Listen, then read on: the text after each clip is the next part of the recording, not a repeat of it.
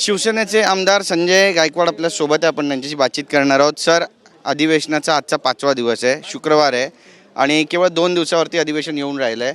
विदर्भात हे अधिवेशन होतं. तुम्ही देखील विदर्भाचेच आहात आमदार, त्यामुळे विदर्भावर सगळ्या प्रश्नांवर विदर्भाच्या चर्चा होते असं दिसतंय. कारण सुधीर मुनगंटीवार म्हणतायत की विदर्भात हिवाळी अधिवेशन आहे, हुरडा खा पण विदर्भावर अन्याय करू नका. विदर्भावर अन्याय होत नाही आहे. विदर्भाचे बरेचसे प्रश्न विधानसभेत मार्गी लागतात आहे. आमचेही प्रश्न मार्गी लागतात आहे. ज्या ज्या प्रश्नांच्या संदर्भात काय अडचणी असतील तर त्या खात्याचे मंत्री आमच्या बैठका घेत आहेत. उद्या एकनाथ शिंदे साहेब पण आमची बैठक घेणार आहेत. त्याच्यामुळे आमचे सगळे विषय मार्गी लागतील. नक्कीच. आदित्य ठाकरे ज्या पद्धतीने टीका करतायत एकनाथ शिंदे यांच्यावरती की त्यांनी आरशात पाहावं, याला उत्तर कसं देणार? आरशात तर त्यांनी दोघांनी पाहिलं पाहिजे स्वतः की आपण आपला पक्ष काय होता आणि काय आज अवस्था आपली झाली.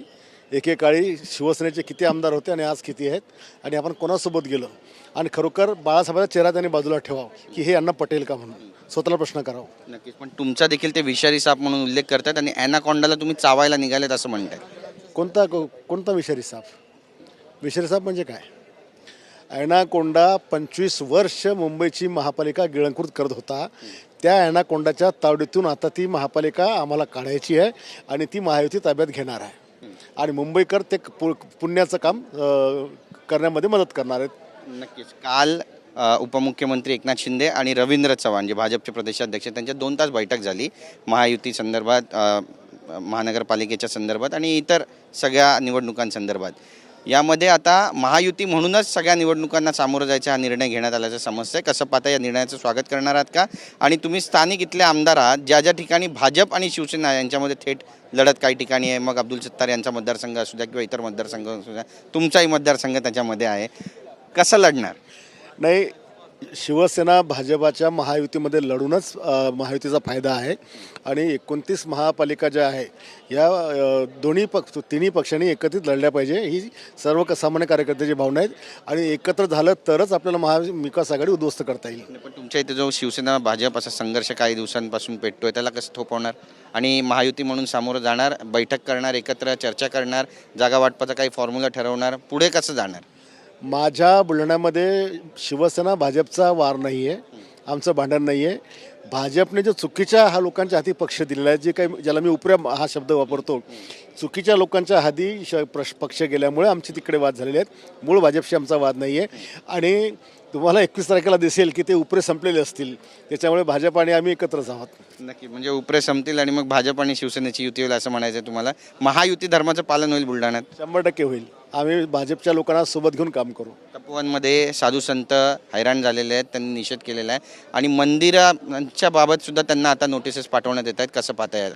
नाही, मंदिरं वगैरे ही सगळी आपली भारतीय लोकांची आस्था आहे आणि अशा प्रकारे मंदिरं बेकायदेशीर असतील तर त्याला रेग्युलाइज केलं गेलं पाहिजे, पण मंदिरं तोडणं, उद्ध्वस्त करणं हे योग्य नाही. त्याचं आपण समर्थन कधीच करणार नाही. नक्की. मनोज जरांगे पाटील मुंबईमध्ये आले होते 2 सप्टेंबरला, मग हैदराबाद गॅजेटियर निघाला. 594 जणांनी अर्ज केले होते, त्यापैकी केवळ 98 जणांना कुणबी प्रमाणपत्र मिळालेले आहेत. याकडे नेमकं तुम्ही कसं पाहता? यामागे काही राजकारण आहे किंवा जी संख्या समोर येते त्याबद्दल काय म्हणाल? 3.5 महिन्यात केवळ 98 दाखले देण्यात आले आहेत. नाही, हे फार निराशाजनक आहे. एवढं मोठं आंदोलन महाराष्ट्रभर झालं, मुंबईमध्ये मोर्चा निघाला, उपोषण झालं आणि 3.5 महिन्यामध्ये केवळ जर 98 लोकांना दाखले मिळत असतील आणि 594 अर्ज होत असतील तर ही समाजाच्या दृष्टिकोनातून अतिशय गंभीर गोष्ट आहे. खरं तर एवढ्या आंदोलनाचा उपयोग काय? जर समजा इतक्या कमी प्रमाणामध्ये दाखले मिळत असतील तर याचा फायदा काय आहे? लोकायुक्तासाठी अण्णा हजारे आता आक्रमक झालेले आहेत आणि मुख्यमंत्री देवेंद्र फडणवीस यांना त्यांनी पत्र लिहिलं आहे. त्यासोबत ते उपोषण करणार असं ते म्हणतायत. आपल्या भूमिकेवर ठाम आहे, काय म्हणाल? त्यांनी आंदोलन करण्यापूर्वीच काल देवेंद्र फडणवीस साहेबांनी सभागृहामध्ये सांगितलं की लोक आयुक्त हा होणारच आहे, लोक आयुक्त निवडण्याचा कायदा येणारच आहे. त्याच्यामुळे त्यांचं भाषण ऐकून कोणी आंदोलन करत असेल तर त्याला काही अर्थ नाही आहे, कारण ती प्रक्रिया आता सुरू झालेली आहे. निश्चित केल्याबद्दल कॅमेरा पर्सन योगेश गुरवसह गिरीश गायकवाड, TV 9 मराठी, नागपूर.